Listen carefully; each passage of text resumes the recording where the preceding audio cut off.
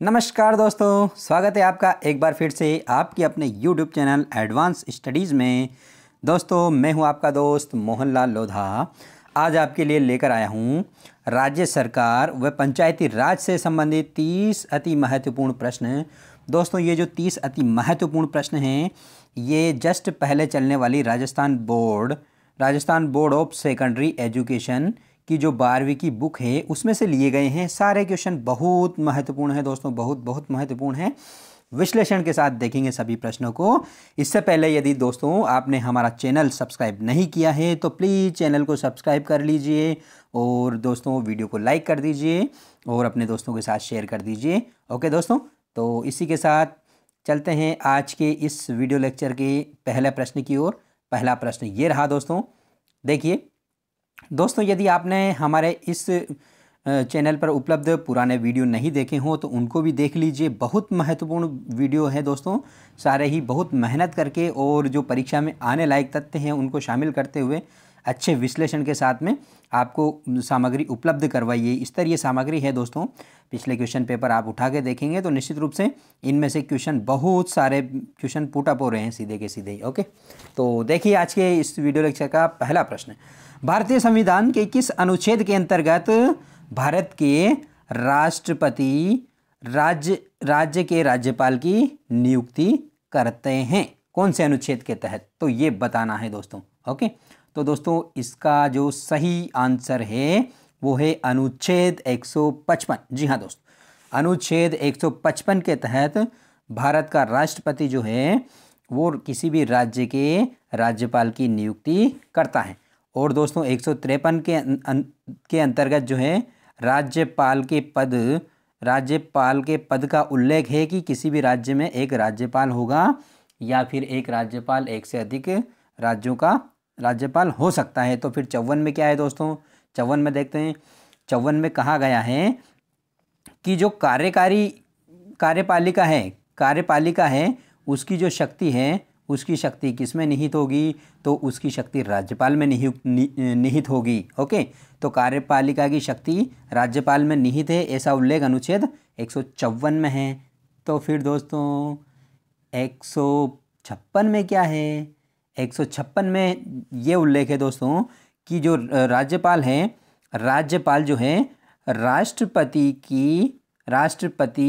के प्रसाद पर्यंत पद पर बना रह सकता है, लेकिन सामान्यतः ये 356 है दोस्तों, 156 नहीं है। 356 में जो है दोस्तों इसमें राष्ट्रपति शासन से संबंधित है। अनुच्छेद 356 जो है राष्ट्रपति शासन से संबंधित है। राष्ट्रपति शासन लगता है अनुच्छेद 356 के अंतर्गत। और 156 के अंतर्गत जो है दोस्तों क्या है? इसके अंतर्गत जो है राज्यपाल जो है उसकी कार्यावधि के संदर्भ में उल्लेख है, और यह उल्लेख है कि राज्यपाल जो है राष्ट्रपति के प्रसाद पर्यंत तक अपना पद धारण कर सकता है। ओके दोस्तों, चलें अगले प्रश्न की ओर। अगला प्रश्न ये रहा, दूसरा प्रश्न, राज्य की वास्तविक कार्यपालिका शक्ति किसमें निहित है? कार्यपालिका की वास्तविक शक्ति जो कि अभी हमने अनुच्छेद 154 में देखा है, किसमें निहित है? तो दोस्तों ये निहित है राज्यपाल में। राज्य की कार्यपालिका की शक्ति किसमें निहित है? राज्यपाल में। जबकि व्यावहारिक तौर पर ये शक्ति राज्यपाल किसके सहयोग से या व्यावहारिक रूप से इसका प्रयोग कौन करता है? मुख्यमंत्री। ओके, मुख्यमंत्री अपनी सहायता के लिए मंत्रिमंडल का गठन करता है। आगे देखेंगे कौन सा अनुच्छेद है इसके लिए। ओके, नेक्स्ट चलते हैं दोस्तों। मुझे कमेंट करके बताइए कि जो मुख्य सचिव होता है वो संवैधानिक पद है या फिर वैधानिक पद है?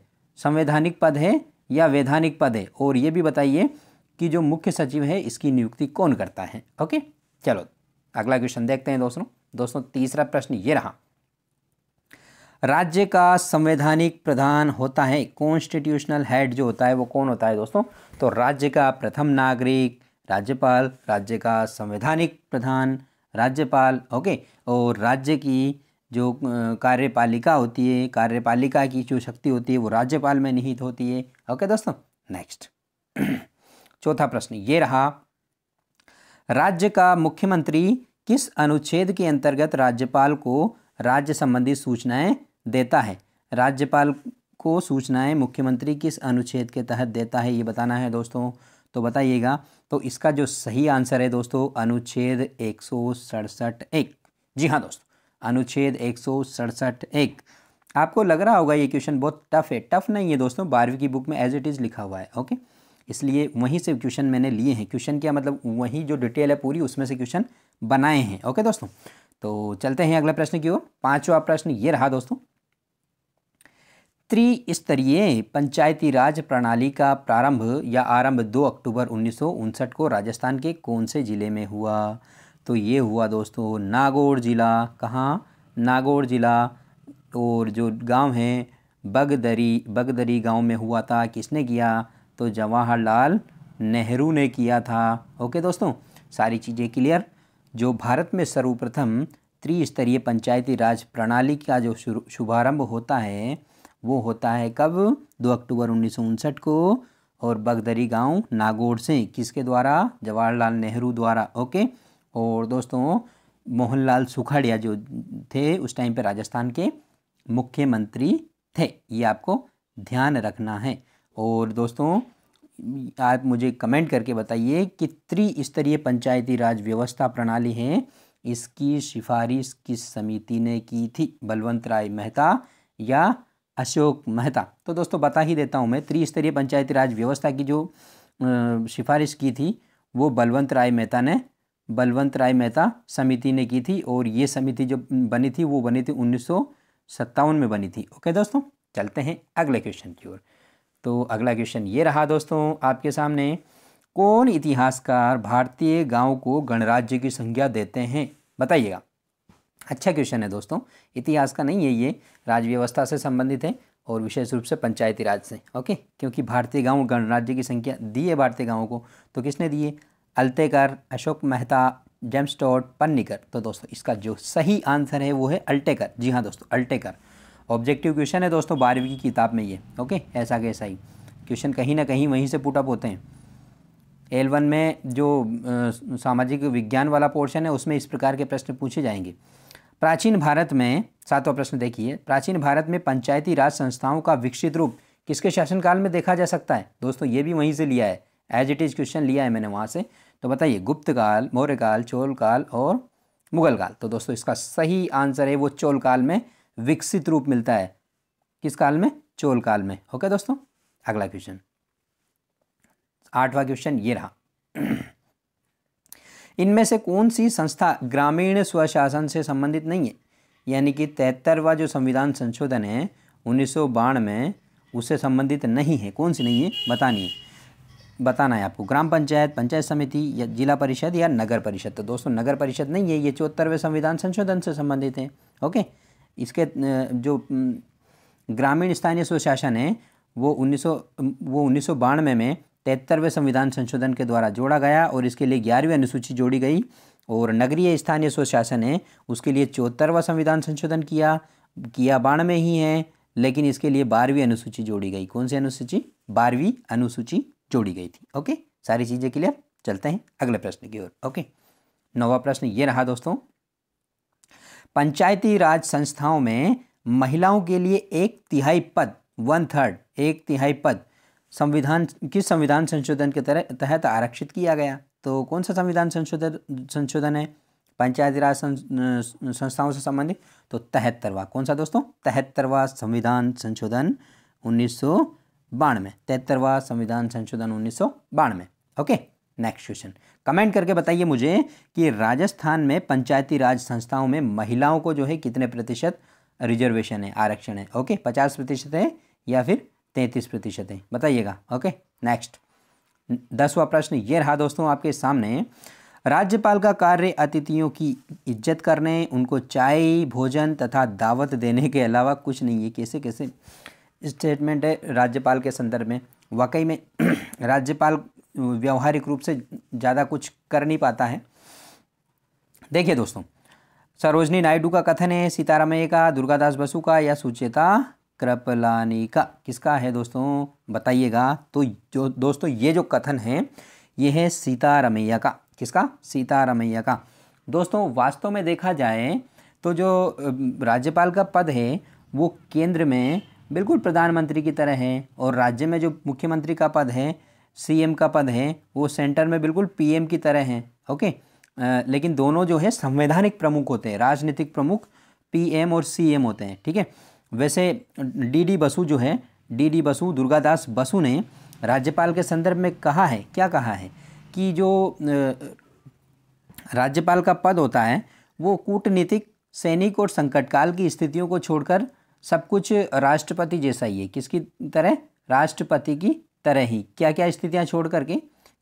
तो ये स्थितियां हैं कूटनीतिक, सैनिक और संकटकाल। ओके, क्योंकि तीनों सेनाओं का प्रधान होता है राष्ट्रपति। ओके, और विदेशों से संबंध जो भी बनाते हैं, जो भी कूटनीतिक समझौते होते हैं वो राष्ट्रपति के नाम पर होते हैं। और संकटकाल में जो जैसे राष्ट्रीय आपातकाल वगैरह, और राष्ट्रपति शासन में राष्ट्रपति सर्वेसर्वा होता है। इन चीज़ों को छोड़ करके सारे काम जो है राज्यपाल के हैं, वो राष्ट्रपति की तरह ही है। ओके, नेक्स्ट जो है सरोजनी नायडू ने क्या कहा? सरोजनी नायडू ने कहा है कि राज्यपाल जो है सोने के पिंजरे में बंद पक्षी है। सोने के पिंजरे में बंद पक्षी है, यानी कि एक सोने के पिंजरे में अगर पक्षी को बंद कर दिया जाए तो उस तरीके की सिचुएशन है राज्यपाल की। क्योंकि दोस्तों राज्यपाल इतना कुछ कर नहीं पाता है, लेकिन वाकई में ये जो होता है, राज्यपाल राज्य का संवैधानिक प्रमुख और राज्य का प्रथम नागरिक होता है। दोस्तों सामान्यतः जिस राज्य का मूल निवासी कोई व्यक्ति होता है तो उस राज्य का उसको राज्यपाल नहीं बनाया जाता है। ओके, ये ध्यान रखिएगा आप। ओके, और सुचेता कृपलानी कौन थी दोस्तों? तो सुचेता कृपलानी भारत की पहली महिला मुख्यमंत्री थी। ओके, और सरोजनी नायडू पहली महिला राज्यपाल थी। ओके, कमेंट करके बताइए कहाँ की थी दोनों। 11वां प्रश्न ये रहा, निम्नलिखित में से किसकी नियुक्ति राज्यपाल नहीं करता है? किसकी नियुक्ति राज्यपाल नहीं करता है बताइएगा। राज्य लोक सेवा आयोग के अध्यक्ष करता है दोस्तों। राज्य का एडवोकेट जनरल यानी कि महाधिवक्ता करता है दोस्तों। राज्य निर्वाचन आयुक्त इसकी भी करता है। तो किसकी? राज्य के मुख्य सचिव। राज्य के मुख्य सचिव की नियुक्ति कौन करता है दोस्तों? तो सीएम करता है। कमेंट करके बताइए मुझे राज्य लोक सेवा आयोग के वर्तमान अध्यक्ष कौन हैं? तो दोस्तों बता देता हूँ, संजय कुमार श्रोत्रिय जो है राजस्थान लोक सेवा आयोग के वर्तमान अध्यक्ष है। और एडवोकेट जनरल यानी कि महाधिवक्ता जो है वो महेंद्र सिंह सिंघवी, एम एस सिंघवी जो है वो महाधिवक्ता है दोस्तों। ओके, याद रखिएगा। और राज्य के मुख्य निर्वाचन आयुक्त जो है, मुख्य निर्वाचन आयुक्त मधुकर गुप्ता है दोस्तों। कौन है? मधुकर गुप्ता, याद रखिएगा इनको। बहुत सारे क्वेश्चंस आपके क्लियर हो रहे हैं करंट अफेयर्स के भी। ओके, और आप मुझे कमेंट करके बताइए कि वर्तमान मुख्य सचिव कौन है, बताइएगा दोस्तों। ओके, नेक्स्ट देखते हैं अगला क्वेश्चन। 12वां प्रश्न ये रहा, किस अनुच्छेद के तहत राज्यपाल को क्षमादान की शक्ति प्राप्त है? किस अनुच्छेद के तहत? तो दोस्तों इसका जो सही आंसर है वो अनुच्छेद 161 है। कौन सा? अनुच्छेद 161। दोस्तों ये मैं आपके लिए छोड़ रहा हूँ, इन तीनों में क्या क्या प्रावधान है आप मुझे बताइएगा जरूर कमेंट करके। ओके, नेक्स्ट 13वां प्रश्न ये रहा, किसी राज्य के विधानमंडल से तात्पर्य है, यानी कि विधानमंडल में क्या क्या शामिल होते हैं, लेजिस्लेटिव में क्या क्या शामिल होते हैं, विधानसभा और विधान परिषद, विधानसभा, विधान परिषद और राज्यपाल, या केवल विधानसभा, या विधानसभा, विधान परिषद और उच्च न्यायालय। तो दोस्तों इसमें जो शामिल होते हैं विधान परिषद में, उसमें राज्यपाल भी होता है और जो विधानसभा भी होता है और विधान परिषद भी होता है। यदि जहाँ विधान परिषद है तो किसी भी राज्य के का जो विधानमंडल है उसमें तीनों ही शामिल होते हैं। लेकिन यदि राजस्थान के संदर्भ में बात की जाए तो पहला वाला विकल्प सही होगा क्या? नहीं, क्योंकि यहाँ विधान परिषद नहीं है तो विधानसभा और राज्यपाल हो जाएगा। लेकिन ये जो है किसी भी राज्य के संदर्भ में है। अगर आपके प्रश्न इसी तरीके से आए या फिर इस तरीके से भी आ जाए कि विधानमंडल से तात्पर्य है तो वहाँ बिल्कुल आप 100% ये दूसरा वाला जो आंसर है यही करिएगा। ओके, नेक्स्ट देखते हैं अगला प्रश्न। राज्य द्वारा जारी अध्यादेश विधानमंडल के अधिवेशन आरंभ होने की तिथि के कितने समय तक जारी रह सकता है बताइएगा दोस्तों।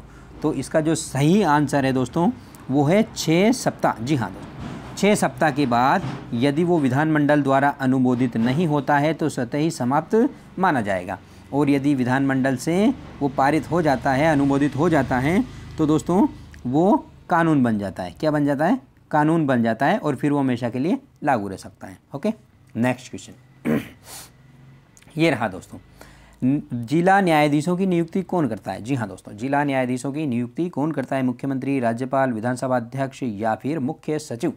तो दोस्तों न्यायाधीशों की बात है। ओके, तो ये नियुक्ति, न्यायाधीश संवैधानिक पद है, तो इसकी नियुक्ति कौन करेगा?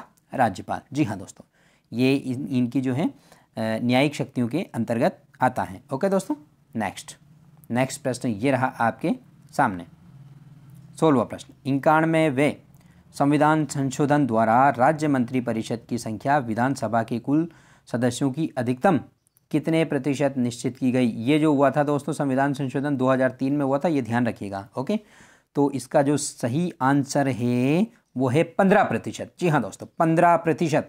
इस हिसाब से बताइएगा मुझे, राजस्थान में 200 विधानसभा सदस्य हैं। ओके, तो राजस्थान में कितने मंत्रिपरिषद में कितने सदस्य शामिल हो सकते हैं? 30 मैक्सिमम। ओके, यानी कि 29 तो मंत्री प्लस 1 CM। ओके, इससे ज़्यादा शामिल नहीं हो सकते हैं दोस्तों। ओके, नेक्स्ट प्रश्न। चलिए दोस्तों, अगला प्रश्न ये रहा आपके सामने, 17वां। मंत्रिपरिषद का निर्माण, विघटन, विभागों का आवंटन की जो शक्ति है किसको प्राप्त है? मुख्यमंत्री को, राज्यपाल को, विधानसभा अध्यक्ष को या मुख्य सचिव को? तो दोस्तों ये जो अधिकार प्राप्त है, ये प्राप्त है दोस्तों मुख्यमंत्री को। किसको? मुख्यमंत्री को प्राप्त है दोस्तों ये। ओके, मुख्यमंत्री ही जो है मंत्रियों का सर्वेसर्वा होता है। यदि मुख्यमंत्री त्यागपत्र दे देता है तो क्या होता है? इससे संबंधित क्वेश्चन है, आगे उस पर चर्चा करेंगे। ओके, 18वां प्रश्न ये रहा आपके सामने, किस अनुच्छेद में उल्लेख है कि राज्यपाल को उसके कार्यों में सलाह देने के लिए एक मंत्री परिषद होगी? ओके, तो इसका उल्लेख जो है दोस्तों किस में है? अनुच्छेद 163 में। अनुच्छेद 163 में मंत्रिपरिषद का उल्लेख है, और 164 में जो है मंत्रिपरिषद का जो प्रमुख होगा वो CM होगा। कौन होगा? CM, यानी कि मुख्यमंत्री होगा, ये उल्लेख है। ओके दोस्तों, चलते हैं अगले प्रश्न की ओर। अगला प्रश्न ये रहा आपके सामने, किसी भी व्यक्ति को मंत्रिपरिषद में शामिल किया जा सकता है यदि वह विधानसभा सदस्य हो, विधानसभा का सदस्य हो, बिल्कुल सही होना चाहिए, या विधान परिषद है तो उसका सदस्य है, या 6 माह के अंदर विधानसभा का सदस्य बन जाता हो। तो ऐसे सभी सदस्यों को मंत्रिपरिषद में शामिल किया जा सकता है। यदि कोई व्यक्ति विधान परिषद या विधानसभा का सदस्य नहीं है तो उसको चुनाव लड़के 6 महीने के अंदर अंदर विधानसभा या विधान परिषद की सदस्यता लेनी पड़ती है। यदि नहीं लेता है तो उसको उससे मंत्री का जो पद है वो छीन लिया जाता है। ओके, समाप्त हो जाता है वो पद। ओके, किसी दूसरे को आवंटित कर दिया जाता है। ओके, यदि 20वां प्रश्न देखिए, यदि मुख्यमंत्री अपना त्यागपत्र राज्यपाल को सौंप देता है तो क्या होता है? देखिए, केवल मुख्यमंत्री का पद रिक्त माना जाएगा। देखिए अगला, संपूर्ण मंत्रिमंडल विघटित माना जाएगा, विधानसभा का विघटन माना जाएगा, उक्त सभी तो होगा ही नहीं दोस्तों। इसका जो सही आंसर है वो बी वाला है। विधानसभा का गठन क्यों होगा? विधानसभा के गठन के लिए मुख्यमंत्री राज्यपाल को लिखेगा और राज्यपाल इसका डिसाइड करेगा।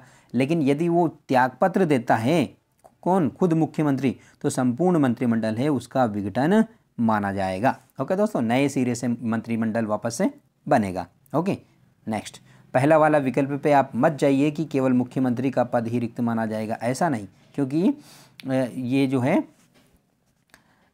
मंत्री परिषद जो है ये एक ऐसे सिद्धांत पर, सामूहिक उत्तरदायित्व के सिद्धांत पर कार्य करता है दोस्तों। सामूहिक उत्तरदायित्व के सिद्धांत पर काम करता है। यदि एक व्यक्ति के खिलाफ अगर नो कॉन्फिडेंस मोशन आ जाता है, अविश्वास प्रस्ताव आ जाता है किसी भी मंत्री के खिलाफ, तो पूरे मंत्रिमंडल को त्यागपत्र देना पड़ता है। ठीक है ना, सामूहिक उत्तरदायित्व के सिद्धांत पर काम होता है। ओके, नेक्स्ट, 21वां प्रश्न, निम्नलिखित में से कौन सा विकल्प असत्य है? असत्य विकल्प कौन सा है बताना है।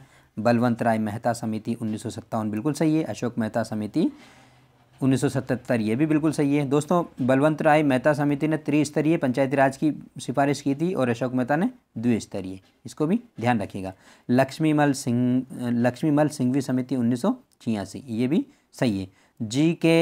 GV के राव समिति जो है दोस्तों, ये जो थी ये 1985 में थी। कब थी? 1985 में बनी थी, 1988 में नहीं बनी थी। और इसी समिति ने सर्वप्रथम, ध्यान रखिएगा, इसी समिति ने सर्वप्रथम पंचायती राज संस्थाओं को संवैधानिक दर्जा प्रदान करने की मांग की थी। इसी समिति ने, कौन सी समिति ने? GV के राव समिति ने। ओके। और 1988 में एक समिति बनी थी, उसका नाम था दोस्तों थुंगन समिति। ओके, इसका भी ध्यान रखिएगा आप, कौन सी समिति थी, मैं लिख के बता देता हूँ, थुंगन समिति। ओके, थुंगन समिति की सिफारिश पर ही अंतिम रूप से जो है पंचायती राज व्यवस्था को संवैधानिक मान्यता प्रदान की थी। ओके, नेक्स्ट क्वेश्चन देखते हैं दोस्तों। 22वां प्रश्न, 73वां संविधान संशोधन अधिनियम 1992 संपूर्ण भारत में कब लागू किया गया, जिसको हम पंचायती राज दिवस के रूप में भी मनाते हैं, जिस दिन लागू हुआ उसको। ओके, तो बताइएगा दोस्तों, इसका सही आंसर 2 अक्टूबर 1993 या 24 अप्रैल 1993 या 1 जून 1993 या 21 अप्रैल 1993। तो दोस्तों इसका सही आंसर है वो 24 अप्रैल 1993। जी हाँ दोस्तों, 24 अप्रैल को हम पंचायती राज दिवस मनाते हैं। ध्यान रखिएगा, पंचायती राज दिवस कब मनाते हैं? 24 अप्रैल को। ओके दोस्तों। और दोस्तों 1 जून 1993 है, इसमें जो इस टाइम पे जो है दोस्तों, जो 74वें संविधान संशोधन हुआ था उसके अंतर्गत नगरीय स्थानीय स्वशासन अधिनियम जो है लागू हुआ था संपूर्ण भारत में। कब हुआ था? 1 जून 1993 को, 1 जून 1993 को। ओके दोस्तों। 21 अप्रैल को सिविल सर्विस डे मनाया जाता है। क्या मनाया जाता है? सिविल सर्विस डे, यानी कि प्रशासनिक सेवा दिवस मनाया जाता है 21 अप्रैल को। इसको ध्यान रखिएगा। ओके, इसका जो है कोई विशेष नहीं है, 2 अक्टूबर जरूर विशेष है। ओके, नेक्स्ट 23वां प्रश्न ये रहा आपके सामने। 73वां संविधान संशोधन अधिनियम 1992 के लिए बनी संयुक्त प्रवर समिति के अध्यक्ष कौन थे? चूंकि दोस्तों ये राजस्थान से संबंधित थे, ओके, इसलिए इनका जिक्र होना जरूरी है। तो कौन थे दोस्तों? PK Thungon, okay, Nathuram Mirdha, Haridev Joshi, Shivcharan Joshi. तो दोस्तों इसका सही आंसर है नाथूराम मिर्धा। जी हाँ दोस्तों, ये MP थे दोस्तों उस time, member of parliamentary, Rajasthan के सांसद थे नाथूराम मिर्धा। इनकी अध्यक्षता में संयुक्त प्रवर समिति का गठन किया गया था। ओके, किसके लिए? 73वें संविधान संशोधन 1992 के लिए। ओके, चलते हैं अगले प्रश्न की ओर। अगला प्रश्न ये रहा, आप मुझे कमेंट करके बताइए कि भारत में जब 73वां और 74वां संविधान संशोधन लागू हुआ था उस समय भारत के प्रधानमंत्री कौन थे? क्या नरसिम्हा राव थे क्या? कमेंट करके बताइए। ओके, थे या नहीं थे? ओके, 24वां प्रश्न ये रहा दोस्तों। 73वें संविधान संशोधन 1992 के तहत ग्रामीण पंचायती राज संस्थाओं के लिए 11वीं अनुसूची में कितने विषय समाहित है? बताइए।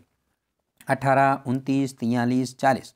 तो दोस्तों इसका जो सही आंसर है वो है 29। जी हाँ दोस्तों, 29 विषय जो है ग्रामीण पंचायती राज संस्थाओं के लिए आवंटित है और 18 विषय जो है नगरीय स्थानीय स्वशासन के लिए समाहित है। दोनों को ध्यान रखिएगा, दोनों को ध्यान रखिएगा, 18 को भी और 29 को भी। 29 ग्रामीण स्थानीय स्वशासन के लिए, गांव ज़्यादा है इसलिए विषय ज़्यादा है, नगर कम है इसलिए विषय कम है। ओके, ये ध्यान रखना। और 40वें जो संविधान 40वां जो अनुच्छेद है, इसके तहत जो नीति निर्देशक तत्व है उसमें पंचायती राज संस्थाओं की स्थापना का उल्लेख किया गया था दोस्तों, इसको भी ध्यान रखिएगा। ओके, नेक्स्ट 25वां प्रश्न ये रहा।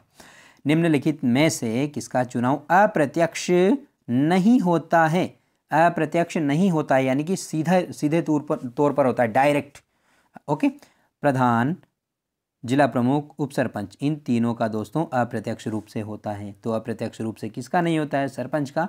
सरपंच के डायरेक्ट इलेक्शन होते हैं। ओके, डायरेक्ट जो है जनता सरपंच को चुनती है। प्रधान के लिए पहले जो है जनपद को चुनती है, जिला प्रमुख के लिए भी जो है जिला परिषद सदस्य को चुनती है और उसके बाद में उप सरपंच के लिए मेंबर्स को चुनती है, फिर ये लोग मिलकर के प्रधान, जिला प्रमुख और उप सरपंच का चुनाव करते हैं। ओके, जबकि सरपंच का चुनाव डायरेक्ट होता है। आप मुझे कमेंट करके बताइए कि सरपंच पद के लिए जो आयु है वो कितने वर्ष होना आवश्यक है। ओके दोस्तों, नेक्स्ट 26वां प्रश्न ये रहा, निम्नलिखित में से कौन सी संस्था नगरीय स्थानीय स्वशासन से संबंधित नहीं है?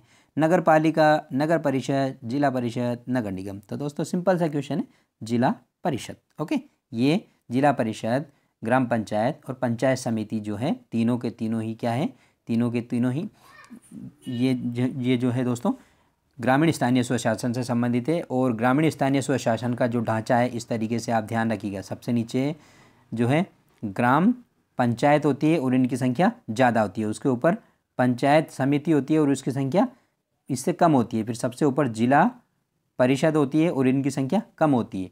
जबकि नगर पालिका, नगर निगम और नगर परिषद का ढांचा कुछ इस तरीके से होता है, तीनों अलग है जनसंख्या के आधार पर। यहाँ नगर पालिका होगी, नगर परिषद हो गया, नगर निगम, तीनों ही पैरेलल है, जबकि ये यहाँ एक लेयर है दोस्तों। ओके, नेक्स्ट 27वां प्रश्न ये रहा, वर्तमान में राजस्थान में कितने नगर निगम हैं, बताइएगा। तो दोस्तों वर्तमान में राजस्थान में 10 नगर निगम हैं। जी हाँ दोस्तों, कितने? 10 नगर निगम हैं। ओके, मुझे कमेंट करके बताइएगा आप नगर परिषद कितने हैं, नगर परिषद कितने हैं और नगर पालिका कितने हैं दोस्तों। बता देता हूँ दोस्तों, नगर परिषद जो है 34 है, 34 नगर परिषद है और 169 जो है नगर पालिकाएँ हैं, 169 नगर पालिकाएँ हैं। ओके दोस्तों, कमेंट करके ये तो बता दीजिएगा मुझे कि राजस्थान में पहली जो नगर पालिका है वो कहाँ स्थापित की गई थी। ओके, नेक्स्ट, कहाँ और कब स्थापित की गई थी। 28वां प्रश्न, नगर निगम का निर्वाचित प्रमुख कहलाता है। निर्वाचित प्रमुख की बात हो रही है दोस्तों, जो नियुक्त प्रमुख की बात नहीं हो रही है। तो नगर निगम का जो निर्वाचित प्रमुख होता है वो होता है दोस्तों मेयर या महापौर।